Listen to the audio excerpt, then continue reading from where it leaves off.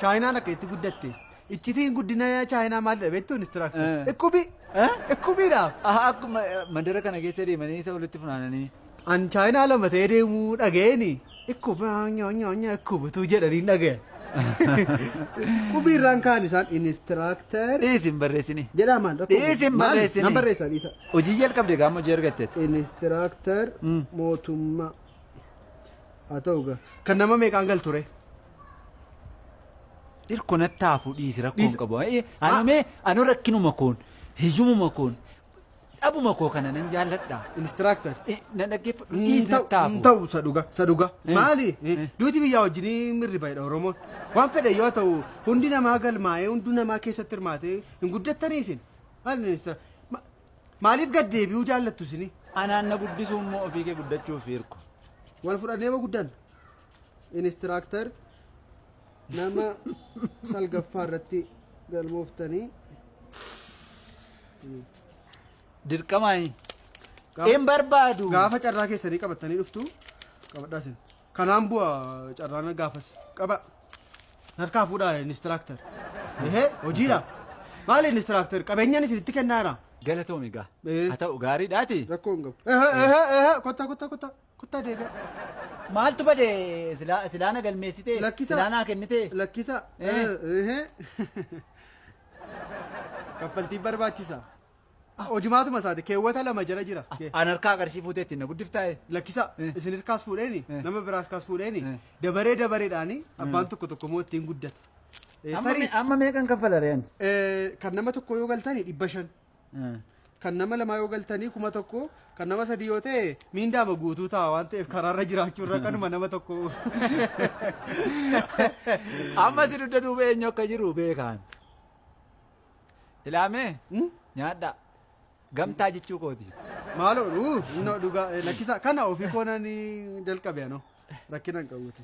Ilaamee kana yoo nyaatte rakkina maalii qabama? Silaa ona gubaa ooltaa? Kunoo. Meeqadha kun? Lakkoofnee fuuna nama harkaatiin. Waan tokko maaliif iftoomina nun malaammaltummaa akkana miinuu shakkuun barbaadu. Gaariidha. Shakkiin? Gaariidha. Shakkii man barbaadnu shakkiin hin ta'u. Maaliif iftoominaan hojjetamuutu qaba nun. Deemuu laa hirkoo. Indeeminaan. Mureerani? Indeeminaan. Kunoo 200 kun. Qabaasin kan. Kun 200 meeqa walitti? 400. 400 jedhe. Achi booddee 100 immoo itti dabala. 500.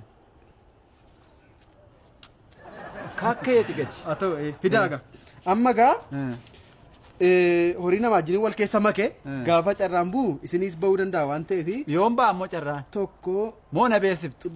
Isinin beeksisa. Akkasii. Nan dhufu asuma ijoollee fideeni kilaasiidhaa ba'uu keessanirra namoota 2-3 ragaa fideen asumatti bu'uuf. Itti fayyadamaa rakkoon hin jiru. Isinii ba'uu danda'a. Jireenyi lafarraas naa ta'an jiru. Annama wajjinis si wajjinis nagaan qaba torbeessa dhufu nagaan qabu torbeessa kana nagaan qaba torbeessa dhufu nagaan qabu dhaqee boqochuun barbaade yeroo ofii koof kennuun barbaade. Maal hojjettee boqotta gaa? Maal si dadhabsiisna? Maal hojjetan hin dhibatteetu boqochuudhaaf tiyyaan. Yoo inni lafarraa nama boqochiisu ta'e. Yaadi kee naa galaan. Waan godhanii boqotan hin dhibatteetu. Maalidha huccuun sirra jiru maa inni funyoon? Qaamuma boqonnaatiinis qaama boqonnaa kootiiti. Ati rakkina qabu waan naa goote hunduma isaa fi galatoon ulfaadhu amma irraatti wanta dabarsine keessaa waan si gaddisiise yoo jira.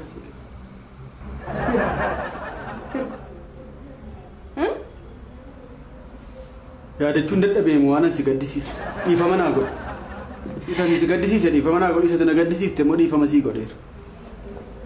Waan goone hundumaa fi waan ani itti gaabbuun qaban isa kana booddee isa beeka. Maaltaa beeku? Har'a nan dadhabe. Isuma dhuguma magaalaa kana keessa deemuus nan dadhabe. Waca namaas nan dadhabe. Keessa kootiis sammuun koo ceephoo sammuu koo hin dadhabe. Tiyya ceephoo sammuu koo hin dadhabe. Waan hin balleessan qabachaan turre maaltu ceephaa? Hin qabu jedhee. Qabaa fakkaata. Akkuma marattee. Maala maraadhaati yaabee jedhame lafa boqonnaa kootiin deemaa ta'an addaraa jabaadhu hojiitti immoo jabaadhu wanta jiru hundumaa ati itti fufsiisi ammuman boqodhutti tarii hin beekamu dhalli namaa amma ibsuu ijaattuu wallabuu danda'a. Kanaafiyyuu chuuchaarraa of eeggadhu.